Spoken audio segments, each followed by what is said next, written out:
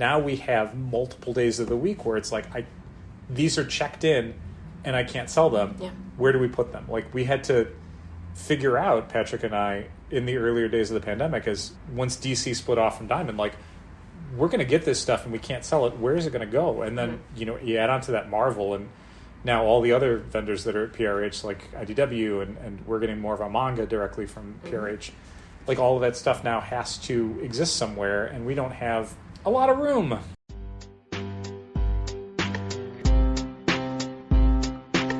Come on and visit for any occasion. So keep patting down waiting, comics and conversation. Keep the conversation moving along. Keep reading comics, keep your local store strong. If it's hard, then it's a job for the challengers. Comics and conversation, y'all. From Challengers Comics and Conversation in Chicago, this is Contest of Challengers, a comics industry business podcast with W. Dal Bush. Wait, what happened to my name? Hello and welcome to Contest of Challengers, a comics industry business podcast from Challengers Comics and Conversation in Chicago. I am W. Dal Bush, and as you can probably guess by the fact that I'm talking first in the episode, Patrick is unavailable this week to record. He will not be on this episode. That's only partially correct. I was not around for the recording, but they still sent it to me to edit. So while I have the time, I may interject once in a while. He is off on a trip. He was not specific about where. The only detail he would give me was they have a T-Rex. It literally could be anywhere. I think he's going to the Rock and Roll Hall of Fame. With me this episode, because Patrick is not around, is fellow challenger Molly Jane. Molly Jane, thank you for joining me today. Very welcome.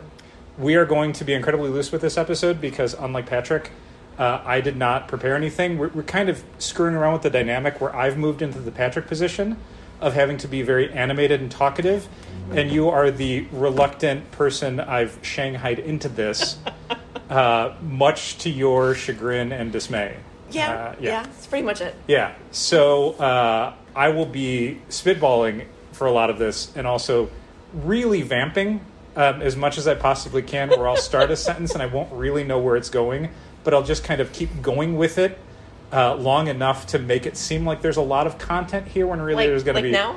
Like now? Oh, I was doing it now. Oh, that was unfamiliar to me. Molly Jane, I'm going to ask you a broad question to start with. A broad question? Because I'm a lady. You're a lady. Yeah. The broad question is this. We are entering a summertime selling period for challengers and for the comics industry as a whole. It feels a little weird in that things are kind of reopening and people are kind of, whether it's smart or not smart, kind of putting COVID in the rear view. Yeah. How are you feeling about the comics industry heading into this summer? I don't know.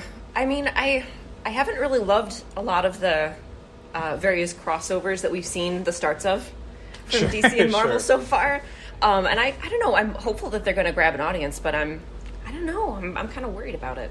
Yeah. Do you find yourself maybe more worried than you would normally be? Because I feel like nearly every Marvel or DC event for the last few years has been one where I've been trepidatious is kind of like the baseline, and sometimes it peaks at like really upset, but it rarely moves into like the anticipatory side of the spectrum. Yeah. Like I remember, I know this was like early COVID, so it was kind of not representative, but Empire was one where I was like, oh no, this is going to be bad. Yeah. And I don't know that I've gotten that feel yet from AXE, despite not really being able to describe it to literally anyone, which is a weird thing. Like Avengers vs. X-Men was like the kind of ideal modern crossover event because one, the title tells you exactly what it is. Yeah. The Avengers versus the X-Men. Dead simple. And then you had the biggest writers, the biggest artists, all of their characters. It felt very intuitive and very like, if you kind of in a JLA Avengers sort of thing, like if you even don't know anything about comics, Avengers versus X-Men, even in 2011 or 2012, felt very like a big deal. Yeah.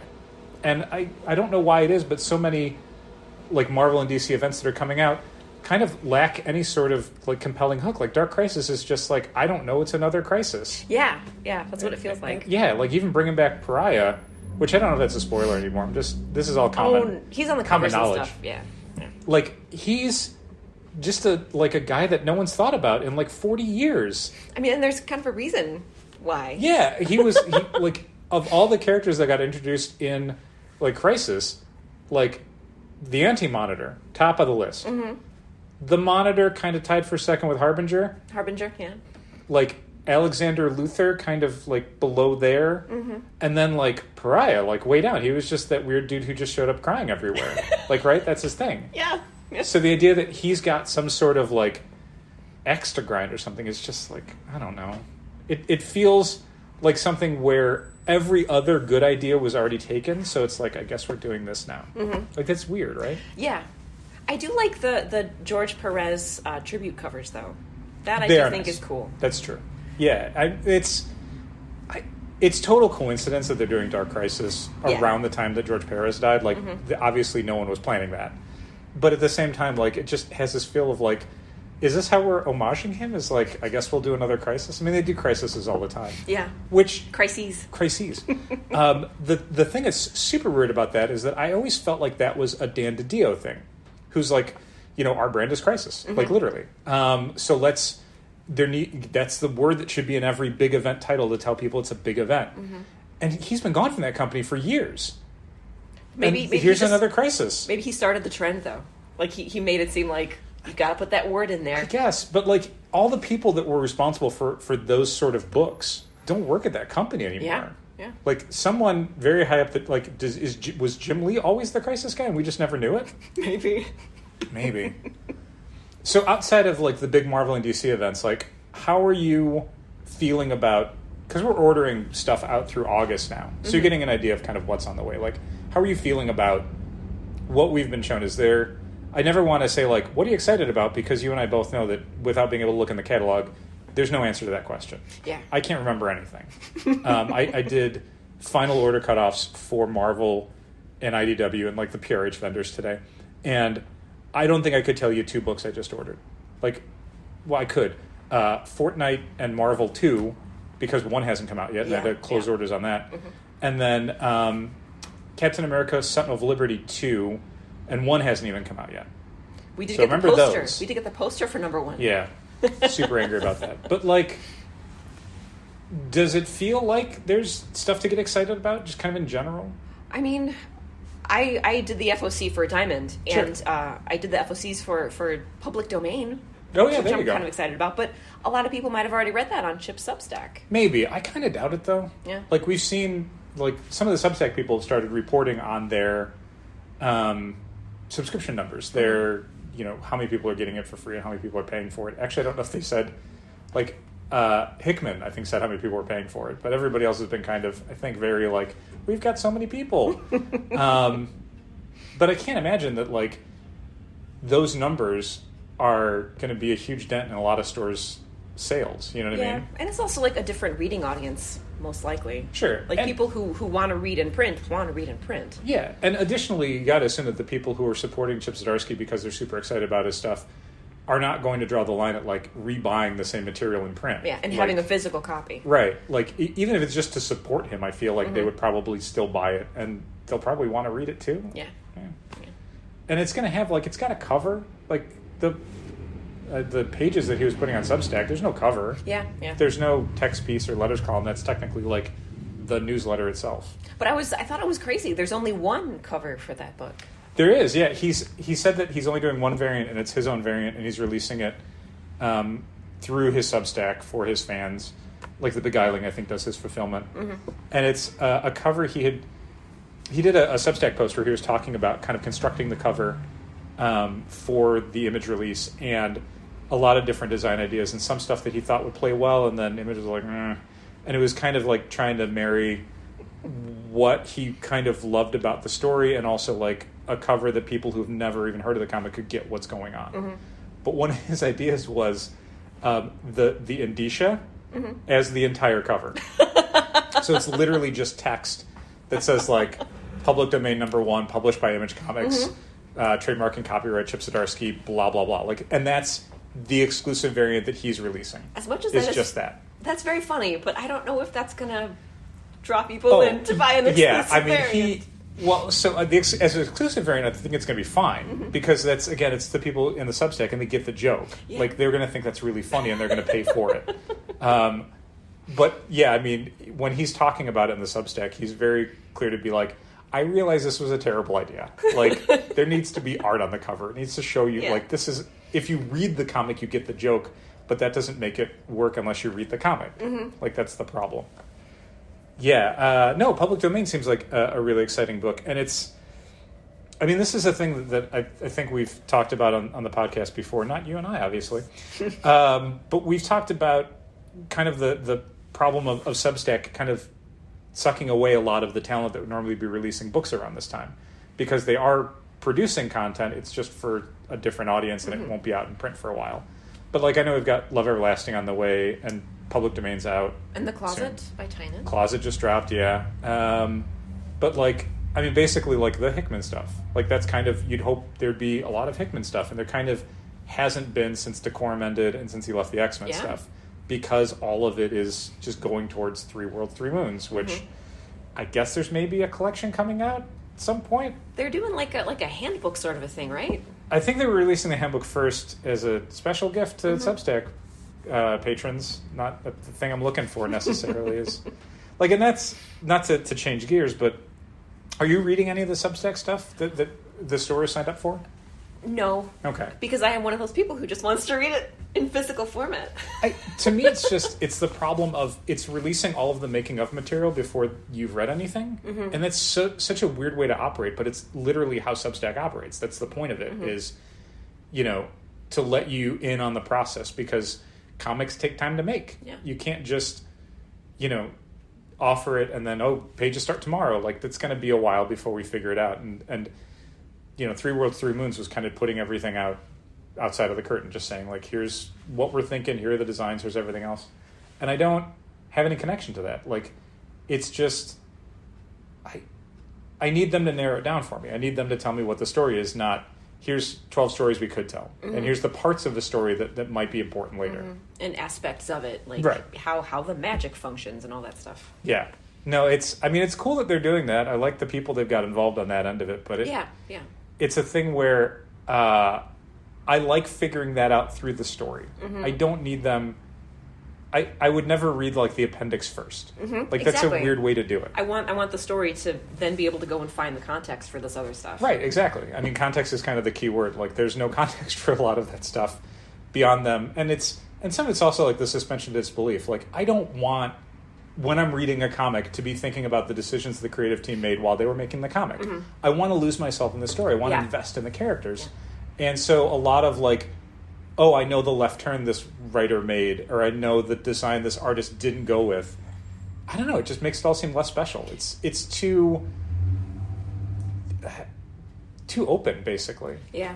I mean, there are probably people who really dig seeing that process stuff, but I'm not really one of them. Yeah, I don't know who they are. Like, I don't know anyone I've talked to.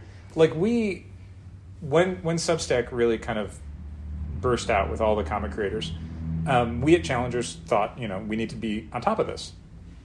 Customers are going to want to talk about this. People are going to have questions about it. There's going to be discussion. Like, we need to be dialed into that. Not the case at all. Definitely nice to know ahead of time, like, what public domain is. Yeah. But it's not like Image wasn't going to give us a PDF. It is nice to have the, like, news aspects of everybody's newsletters. Oh, I don't read that. I read some of them. But also, like, most of the time, the news part of their newsletters that's the stuff they're offering for free anyway. Yeah, I mean, we signed up for a bunch of newsletters, some of which we paid for and some of which we just did the free level, based on kind of, you know, how much, I don't want to say how much value we thought we were getting, but how important we thought it was going to be. And yeah, I mean, I probably read the free ones more than I read the paid ones. I gotta go get a drink of water. Molly Jane, fill for time. I can't even think of anything to say. Oh my God. One thing I ask you to do. One thing. Because Patrick's probably not editing any of this out. Like, we're going to try and get this to him before he leaves on his trip. His trip to see T-Rexes. Or the band T-Rex. Well, that's the thing. He said they have a T-Rex. I don't know any... Like, he said it in a way where I was supposed to get some sort of reference, and I don't know what he's talking about. It's true. They got it to me in time to do some editing, but I'm choosing to leave that bit in. But yeah, I don't imagine that Patrick will have a lot of time to sweeten this episode up the way he normally would, mostly because he's not on it, so he's probably just going to leave us thrown to the wolves. Okay. On my usual podcast, the person that edits it typically edits out all of my ums and stuff, so I'm Patrick worried. does that as well. I'm worried about how I'm going to sound. Okay, here's a peek behind the curtain. I use a program called WavePad to do the editing. The screen shows me 30 seconds at a time. Because I've been doing this for years, I can easily look at a 30-second section and see what is going to be a Dal or ah, and easily chop it out. Sometimes I miss some. Sometimes I don't have enough time to go through the entire episode. Sometimes I'm talking over one, so I leave it in because obviously it's an important point that I'm saying. So I am good at noticing where they are. Not quite as much with Molly Jane. And again, I'm not going through this episode with a fine-tooth comb. So they may stay in. Oh, I assume that we will both sound like complete idiots. And this is, I'm sure, going to be no one's favorite episode of Contest of Challengers. Mostly because we continue to have almost nothing interesting to talk about. So I'm going to throw you another broad question. What are you reading lately? It's so hard to think of things. It's okay if it's just a Doctor Strange omnibus. That's fine, too. I don't need it to be like recommendations for new stuff. Just literally what are you reading right now? It is hard to think of things off the top of my head. It's just how my brain works. I need to Sure. look at the wall and be like, yeah. oh, that's right. I Yeah. read this and I liked it. Yeah. But I have been reading a lot of old Doctor Strange because a movie that came out recently had that character in it and just Top Gun Maverick. I saw it. spurred my interest. And I've been reading omnibuses and epic collections, and I'm up to, I think, 1980-ish. So I'm up to where Wow. Claremont started Okay. writing. Do you have the later stuff? I mean, have you bought the epic collections of like the Midnight Suns kind of era stuff? I think I have all of the epic collections except for Triumph and Torment of the later stuff. Okay.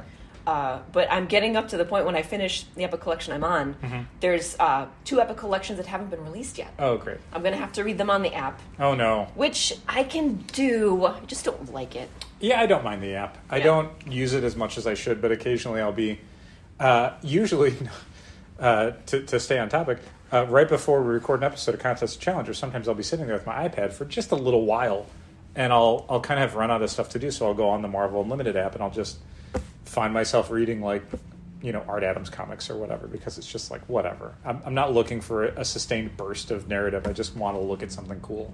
I haven't delved into the app too much yet. Is there a way to just search for an artist's work Yeah. like that?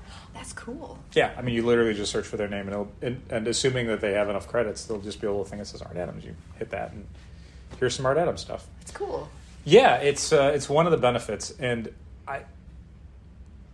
I feel like at times my collection is bad because there are artists I really enjoy, and I haven't gone out of my way to like get all their stuff. Yeah.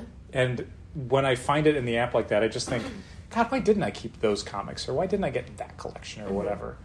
I think I still have the X-Men Visionaries Art Adams though, because they did print one of those years ago when they were doing the Visionary stuff, when that was a regular thing for them.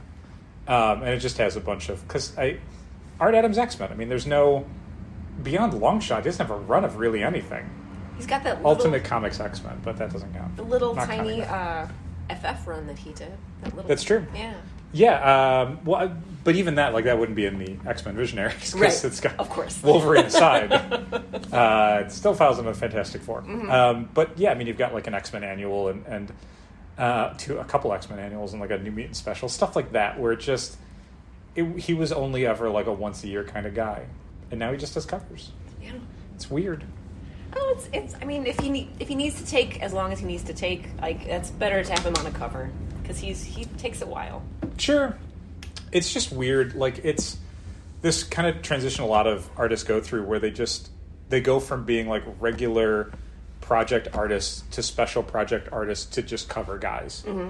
And then you turn around and you're like, wow, what is Olivier Coipel up to? Like, what happened there? Yeah.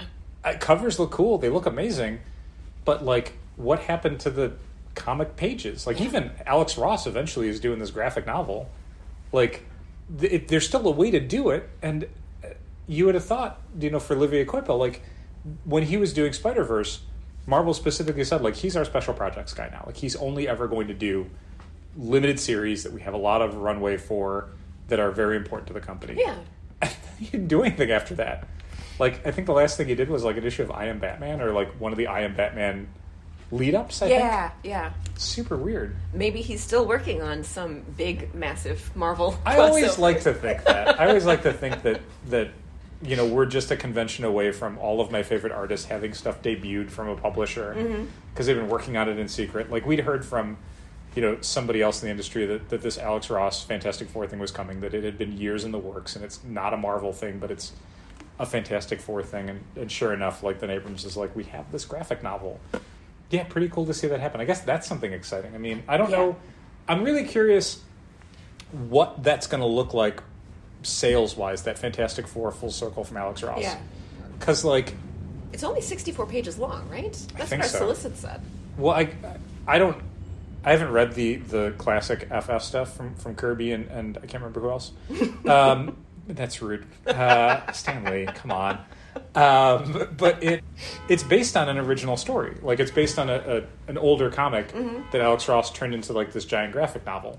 From the Alex Ross website directly, Fantastic Four Full Circle is the first long-form work written and illustrated by acclaimed artist Alex Ross, who revisits a classic Stan Lee Jack Kirby story from the 1960s and introduces the storyline for a new generation of readers. So it's not specific as to what storyline, but it may be the introduction of the Negative Zone. So anyway, it is not an original Alex Ross story, but it is an adaptation by Alex Ross of a Stan and Jack story. So it can only be so many pages. If it's, obviously like a Kirby comic is very compressed as far as how much story he packs in, but you can only decompress it so much. I don't know, they could have called Bendis. He could have decompressed it a bit more. Yeah, it's true. But it's weird to think about, like, because this is kind of the problem with some of those guys that become like special project guys that kind of disappear a bit from interior artwork to do covers. I don't know if their audience sticks around. Like, I know Alex Ross has a gigantic fan base. Like, you and I both remember the Timeless covers that were coming out and how many people were collecting all of them. And how many people kind of came out of the woodwork basically to be like, I heard Alex Ross is doing all these portrait covers, I want all of them. So there's a fan base there, but I always fear that when these guys come back with these projects, their audience kind of left the industry. Like, they stopped reading comics, they stopped following the news, they're not going to know that this book came out because they're not going to a comic shop anymore. Or they got too old to read comic books because they died. I don't know. I don't want to be gruesome. But, like, there's people... That is a way people age out of the market. No, that's true.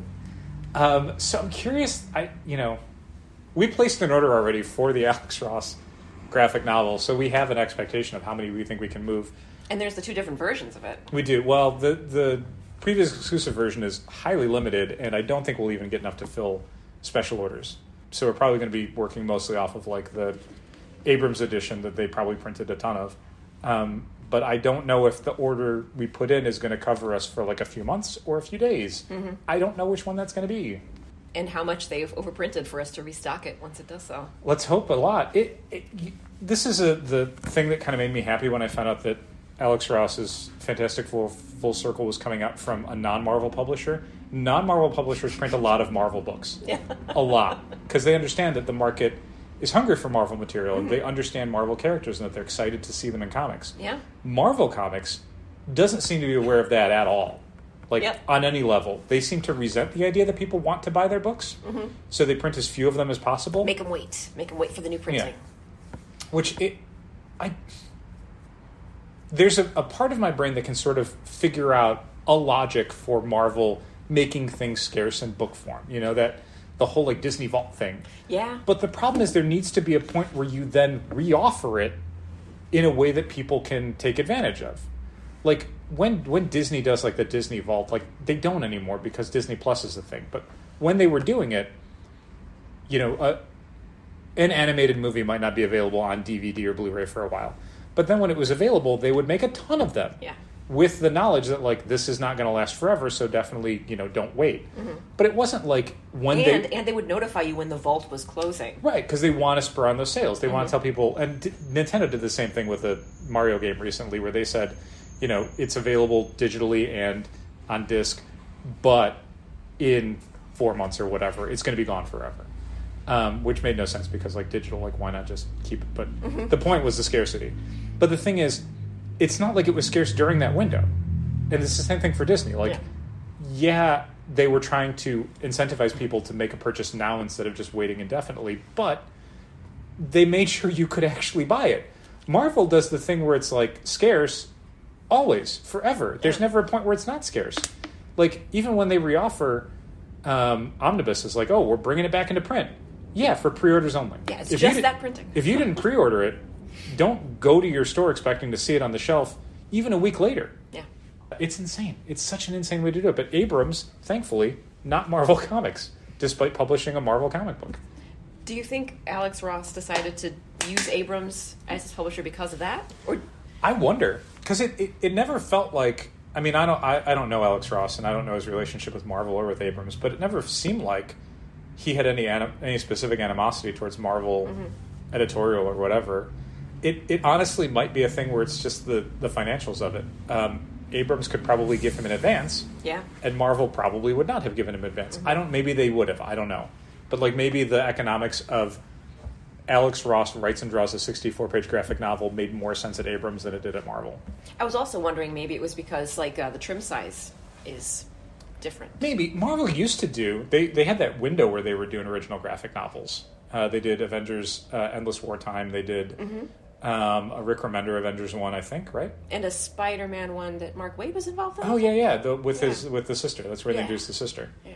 And then Deadpool, Bad Blood. Yes.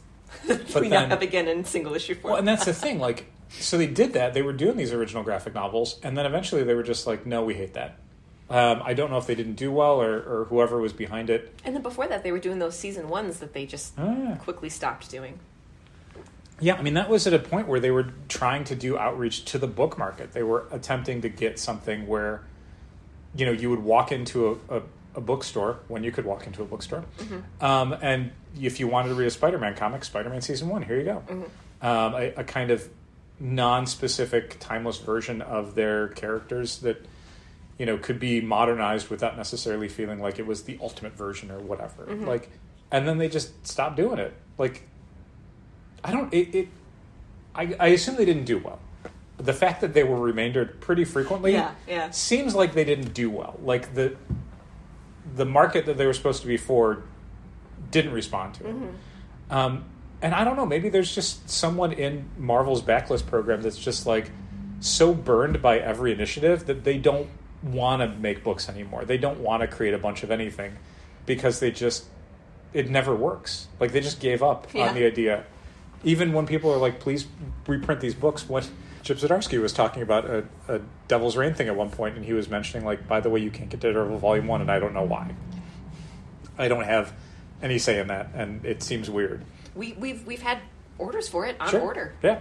Back ordered for. I think that one's back in. I think 3 we're looking for now. That's 3 right. we don't have. That's right.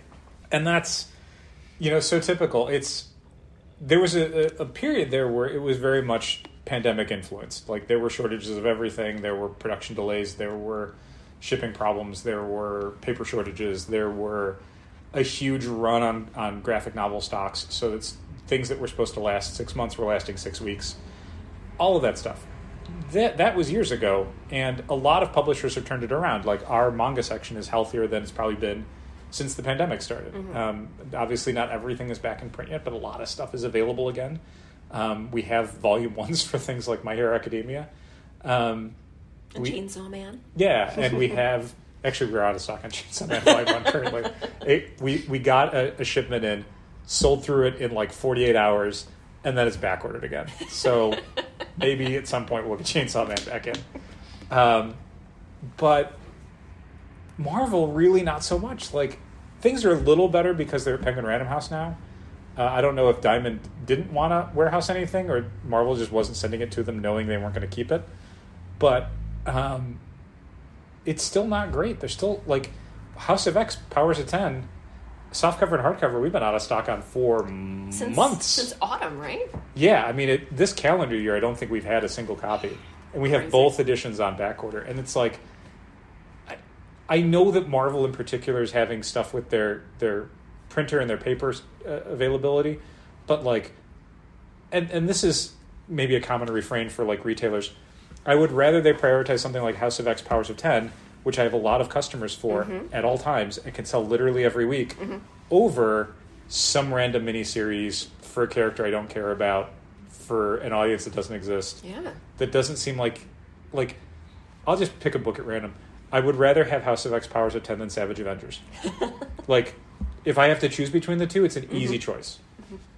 And I'd probably order more copies of House of X Powers of 10, maybe, than I would copies of Savage Avengers. And that's a book that costs 10 times as much. Yeah. And it's the linchpin of the X line still. Yeah. Even though they've kind of done their little soft reboot. It's still the jumping on point, though. It is. I mean, It for is. literally anybody who came in is like, I want to read X-Men stuff, I would gladly hand them House of X and Powers of 10, but I can't. So now it's like, I guess I could give you this Hickman X-Men Volume 1, and hopefully it makes sense. Or, something even older where it's like, oh, Messiah Complex, or House of M, or whatever. Yeah, it's insane to me that is still such a prevalent problem in the industry.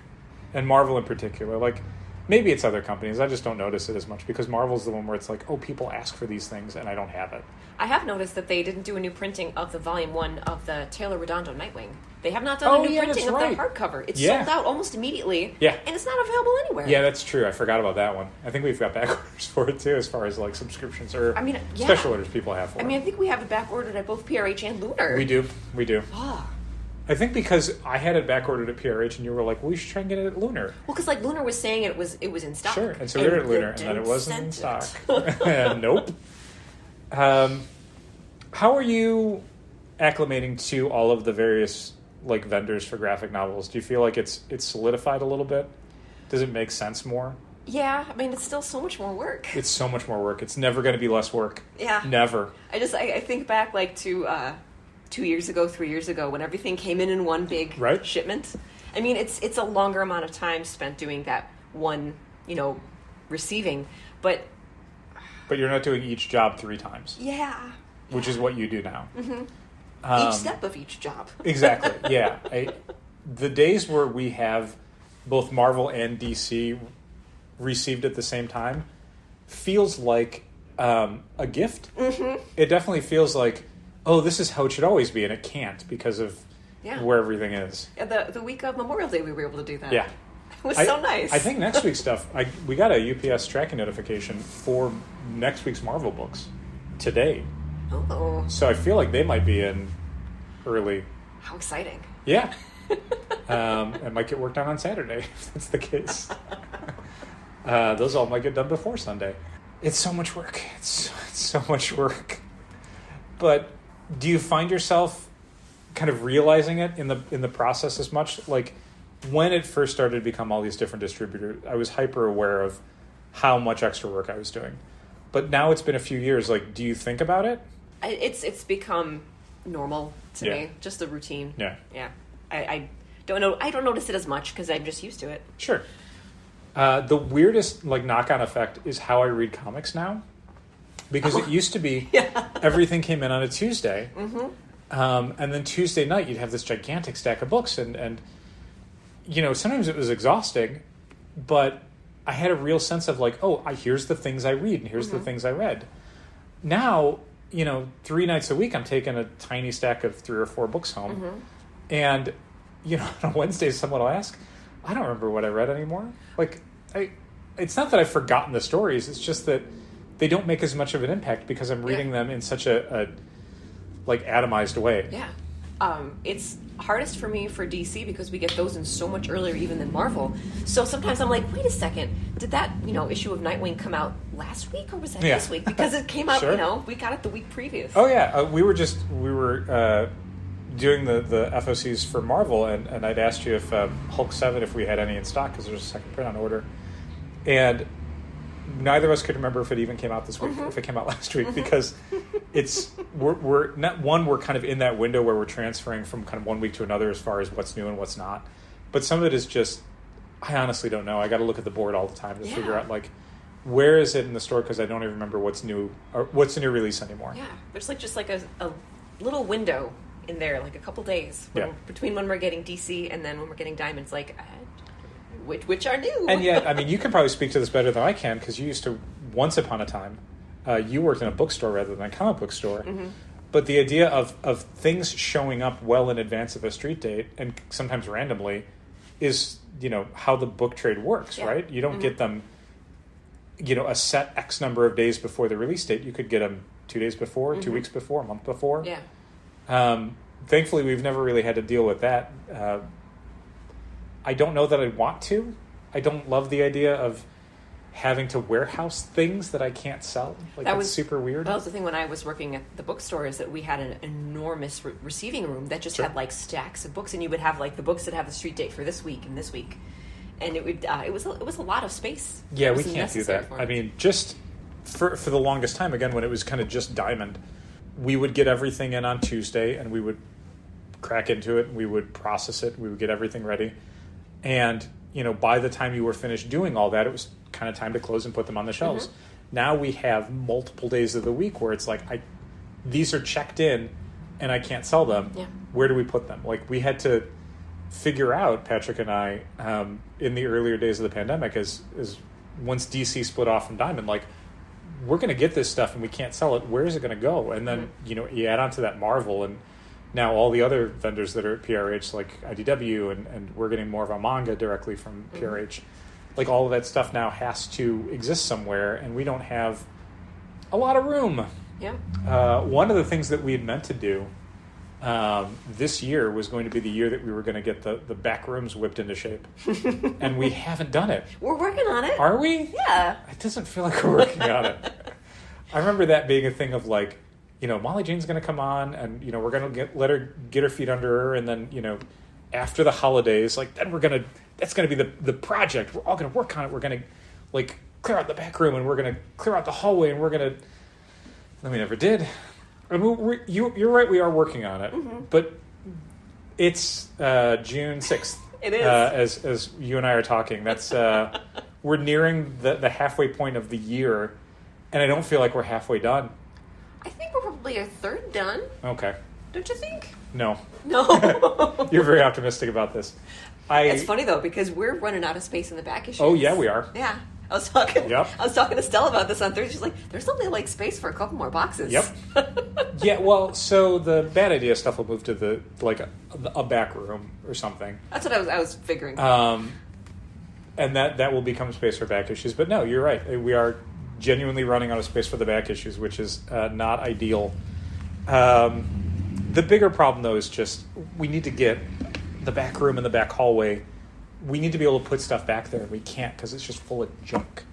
One of the things that Patrick and I were kind of hoping to do with you as well is really just have time where we can just look at everything back there and go, this can't stay here. Where does it go? Do we sell it? Do we put it into offsite storage? Do we throw it away?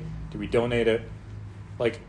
We can't just have stuff warehoused in that way because we need essentially the back room of the store can't be storage anymore because there's actual things that we need to put back there that we need access to regularly that can't be on the sales floor and shouldn't be on the sales floor. All of the excess supplies. That needs to be a thing that is... I never like those being on top of the bookshelves. I don't love it either. We put them up there because, one, there's no place for them right now, but two, we do restock so frequently that putting them in the back feels like things would just get restocked less often, and that's lost sales. But I dislike it. I really do. Yeah. I don't necessarily like where we have to keep the next week's comics when we're holding on to them under the table. I'm always worried someone's going to come down there and just flip through them and want to buy them. Nobody does. I know, but it's always my fear. Sure. Nobody has yet. The only time I've really had people try and get into that stuff is when we're unpacking stuff on the table. Oh, totally. Because there's plenty of times where I've been pulling subscription books, and people, we have the boxes on the counter. People see the back of them and go, "What's this?" Something I'm working on right now. This isn't just why would you think this was a sellable product for you? A couple months ago, some kid came up and just took a Venom right out of the box. I was worried. It's no, you can't take that yet. No. Super bizarre because I'm always in a store. I try to be very aware of what I think is sellable and what isn't, and that it's not just I'm not just scavenging. Do you know what I mean? But yet the amount of things that people will have to tell people, like, that's not for sale, or please, that's a fixture, or please don't climb on that, or whatever. Leave Deadpool alone. Yeah, very weird. Very weird to me. But yeah, I wanted this year to be the year we kind of got the store back into shape with the new normal of the pandemic. Like, we made a lot of adjustments to the store in 2020, and we made different adjustments to the store in 2021, and now 2022, it's like, you know, certain things are, this is the way it has to be from now on. This is just how the amount of product we have, or the customer base we have, or the whatever. Mm-hmm. And I don't feel like we've made enough progress on that. Like, because one of the things I want to do is we want to take new photos of the store. We haven't taken photos of the store in a long time, and it's changed around a lot. I still don't think, as much as I love the store, I still don't think we're at the point where I'm like, I want to get this immortalized. You want to record it? Yeah.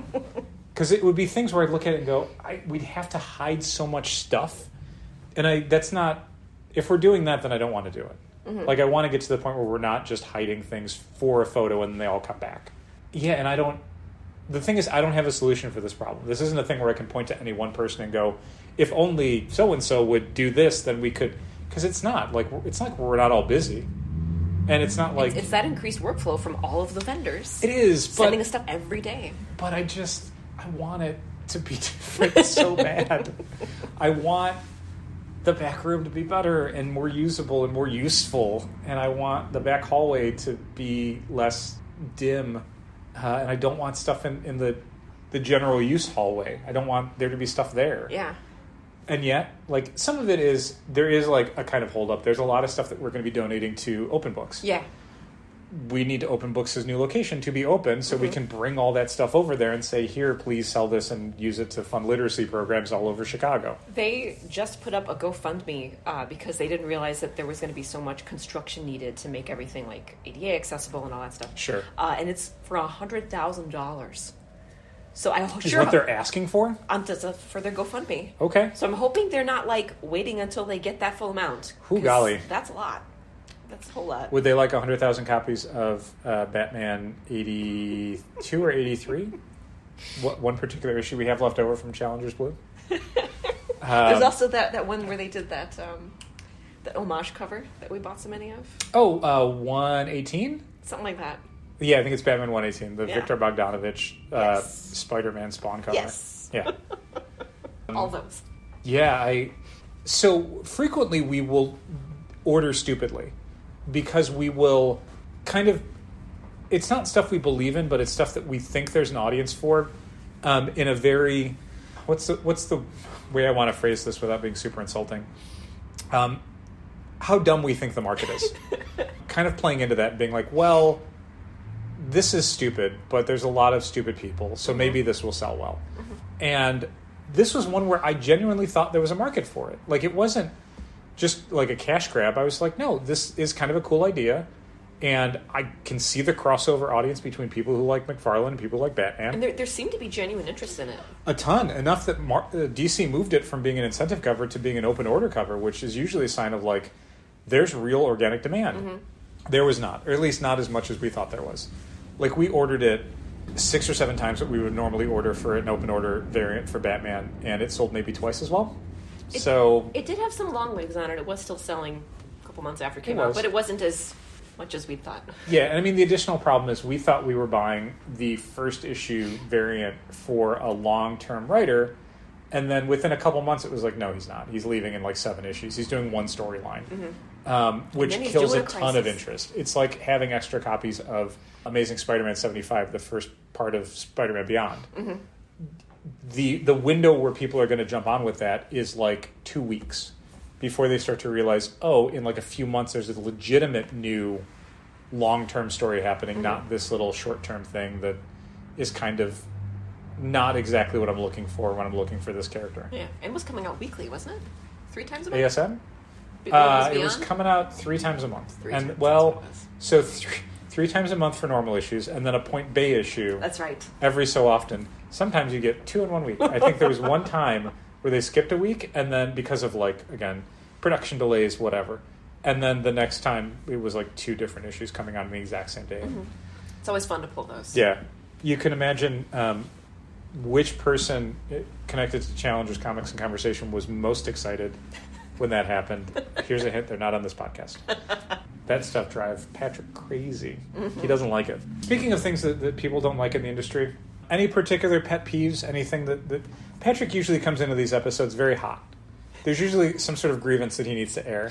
And I assume that people enjoy that.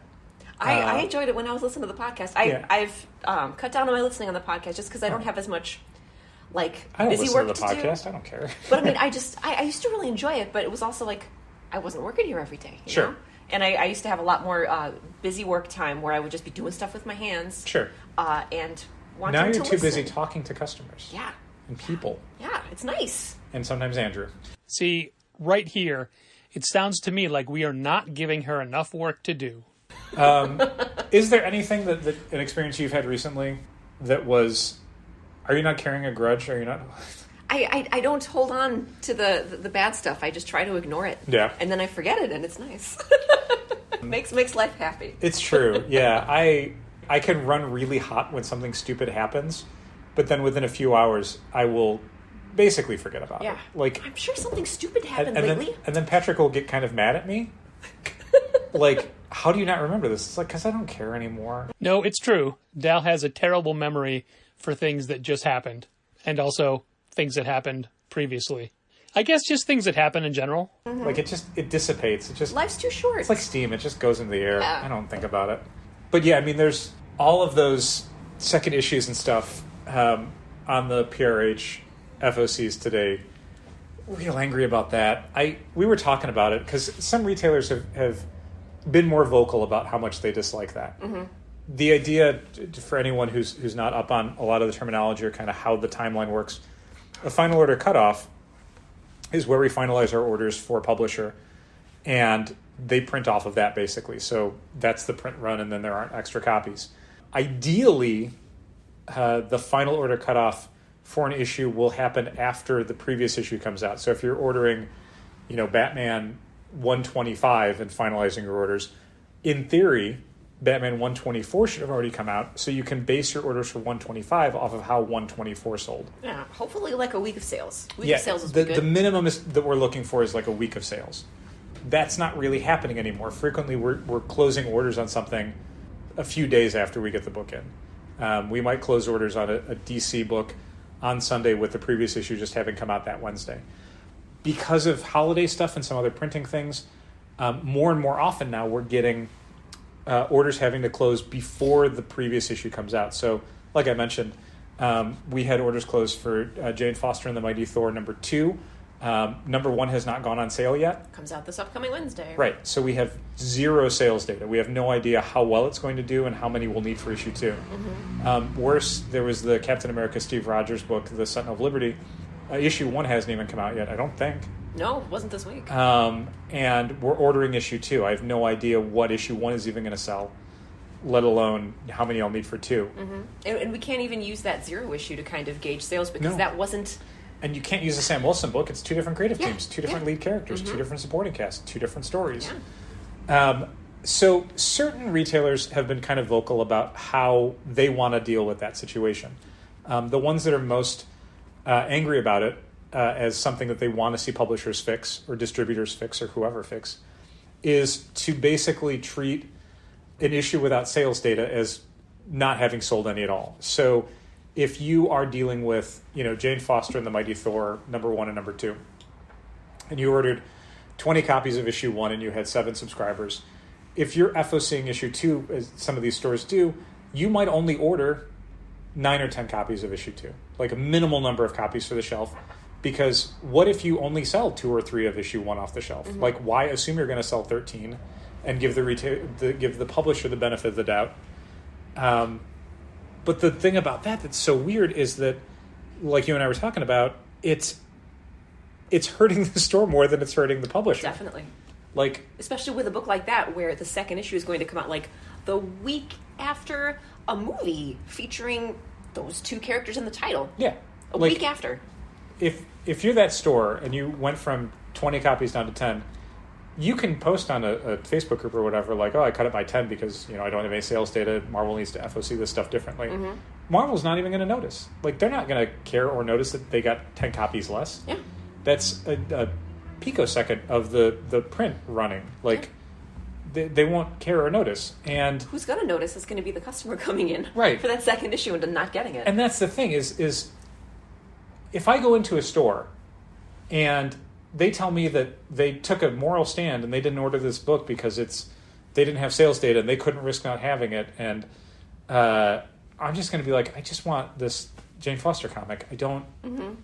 This is not my problem. Yeah. Like, I get that you're not the one, you retailer, making these decisions that are making this super difficult, but you're making a decision to kind of take a stand that's only hurting you and me, the customer. Mm-hmm. Like, I don't know that there's a better way around it. Like, people have been complaining about how Marvel does things, specifically at FOCs, since the point where there was a class action lawsuit to get Marvel to honor its terms of sale.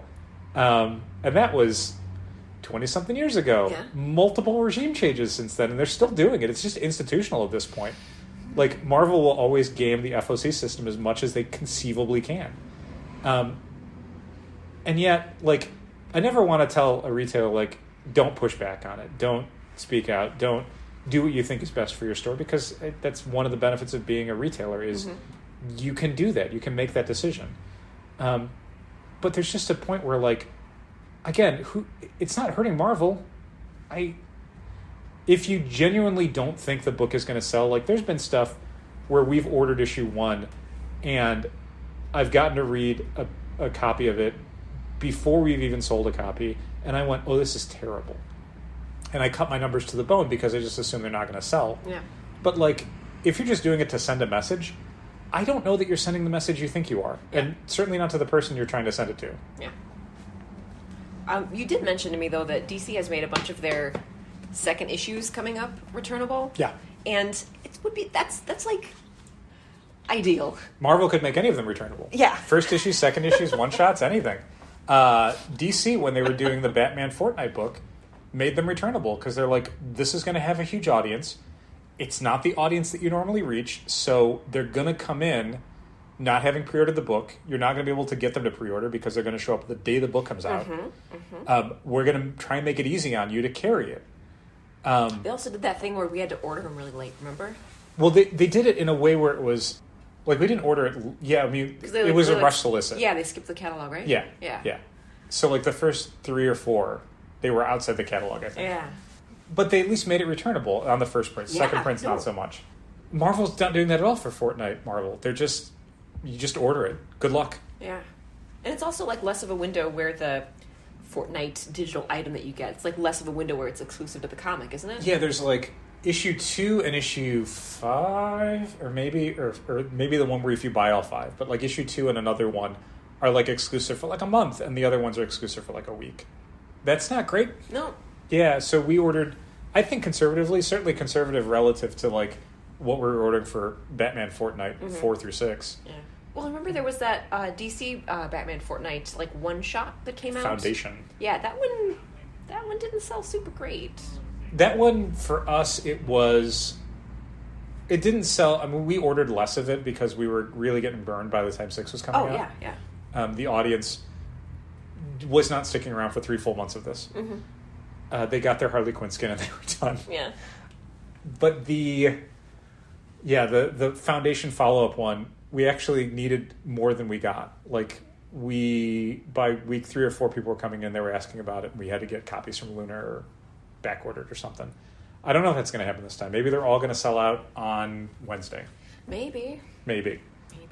But it's not a book we were necessarily sticking our neck out on. I mean, hey, if it sells out, great. Yeah, for sure. It's that's a thing that's what I've been doing more of as far as like how we're dealing with FOCs and how we're dealing with kind of where the market is right now.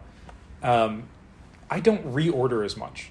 Like, if a big book like Moon Knight or Avengers sells out day of release, I'll order a few more copies. But nearly anything else, if it sells out at the end of day 5, okay.